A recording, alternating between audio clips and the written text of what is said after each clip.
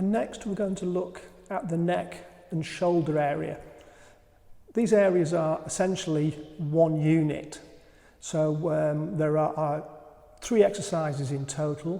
One where the focus is on the shoulder joint and the muscles around the shoulder joint. The second one which focuses more on the neck movement. And the third which combines the two together. So anatomically they really can't be separated, they're just different parts of the same structure. With these exercises, you may find one area particularly difficult and another area relatively easy. It's always important to do both sides. I'll be demonstrating one side, but it's important when you exercise that you do both for some degree of balance, but you will normally wish to focus a little bit more effort on the problematic side, assuming that one side is more problematic than the other. When we start to do these exercises, this is where the attention, the mindful focus on the muscles becomes very important. The movements do not have to be particularly big in order to be effective.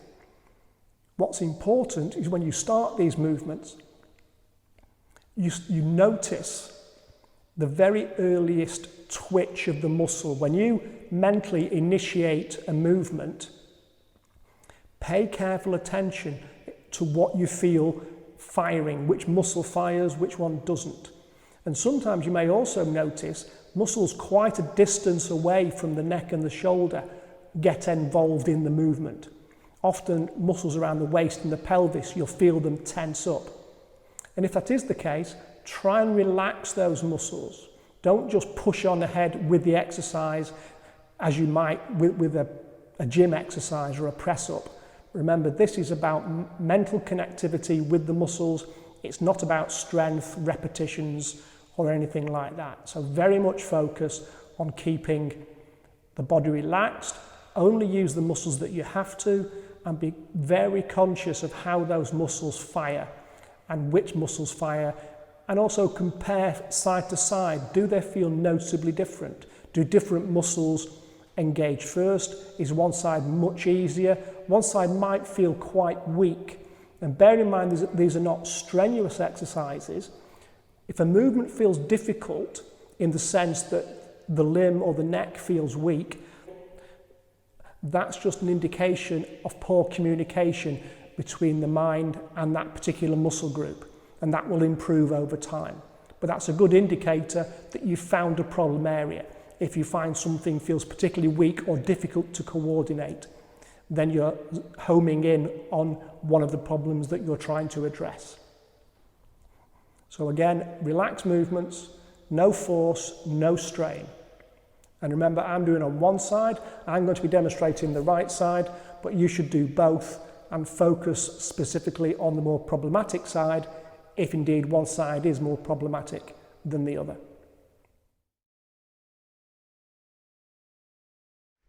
So for this exercise, you're going to lie on your front, and the arm that you're working on is going to be placed flat, palm down, and the other hand will be down by the side of your body. It's important when you're in this position that you don't feel any pressure or strain. If your neck is very uncomfortable, then this exercise should be omitted until you find the range of movement a little easier to do. As I said before, there are 3 parts to this movement: a shoulder-focused movement, a neck-focused movement, and then a combined movement. To start with, you place the side of your head on the back of your hand and try and relax as much as possible.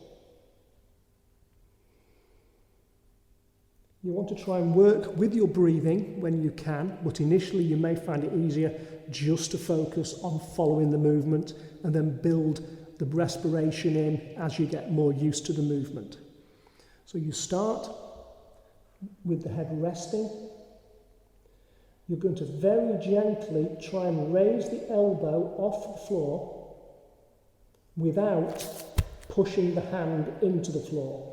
The focus is on lifting the elbow, not pushing the hand.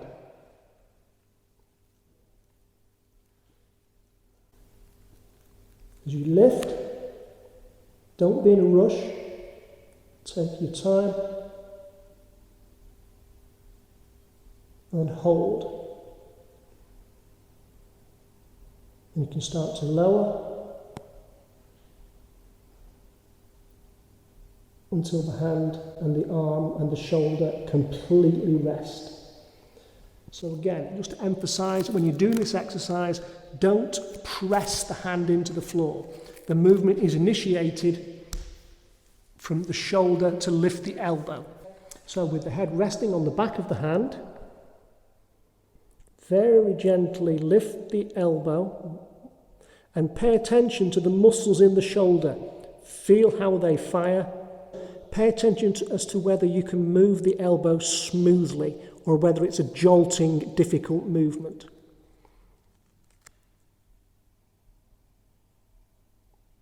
When you've lifted it as far as you can, you hold, and then you start to lower smoothly down. And as you get all the way down, encourage all the muscles in the shoulder to fully relax. If you're working with your breathing for this exercise, you take a breath in before you start. You're going to breathe out on the effort. You can take a breath in when you hold, and then you breathe out on the relaxation until the arm is completely free of tension as it rests on the floor. So you take a breath in, and you breathe out as you lift very slowly and carefully. Hold. When you reach a point close to what feels like a comfortable, easy movement, you can move the arm a little around that area. Again, very carefully, feel how the muscles cooperate and work. And then you take a breath in. And breathe out as you lower until you achieve again a fully relaxed position at the end of the movement.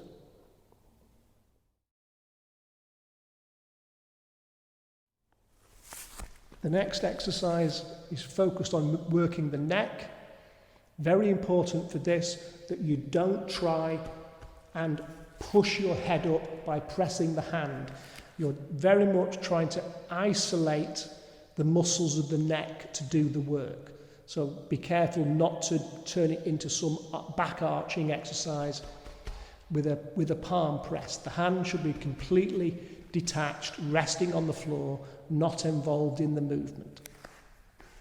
So starting from the same position as you did before, you're going to very gently lift the head off the hand. Remember, the hands relaxed, not pressing. Lift a little and turn to look over your shoulder. Sometimes some people will find as they do this exercise, they'll feel other muscles in their lower back getting engaged. That's not unusual. Encourage those to be as relaxed as possible. And then you lower.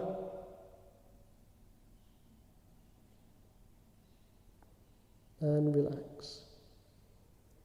So again, you take a breath in.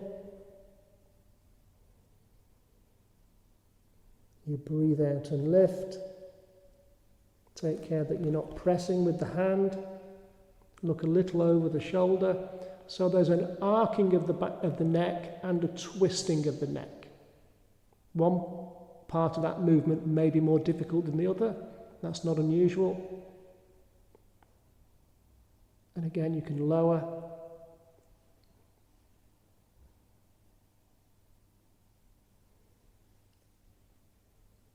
As with the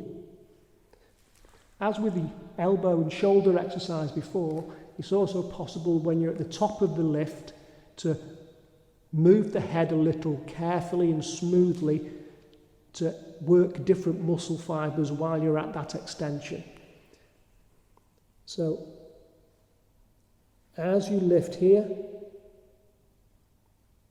you may want to look up a little, look down, bit more rotation and less arching, a little more arching and less rotation, but all the time, hands not helping. And again, relax. Smoothly. And as you get to that position, the head should rest heavily on the hand as the neck muscles completely relax. And that full relaxation is really important to achieve. So again, this time you can breathe in. Breathe out on the effort. Look around a little. Look up a little. And take another breath in. And relax. Fully down.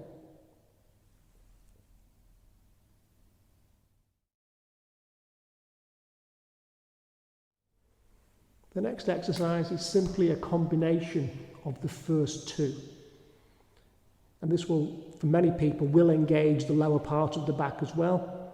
And that gives you a good indication of how some of these kinetic chains, these muscle groups tie together, and why sometimes a problem in your neck can reflect in pain in the hip or indeed in the knee or the ankle, because these muscles do tie together very clearly, and this exercise will often illustrate that connection to you. With the head resting on the hand, make sure you're fully relaxed, and you lift a little. This time everything lifts together, so the hand stays on the head, everything lifts and turns. Hold. And gently down. And again, fully relax at the end. So again, you take a breath in.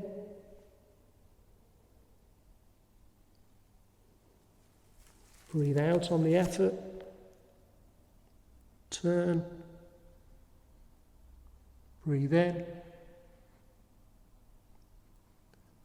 And out as you relax fully. And again, sink fully into the mat to finish the movement.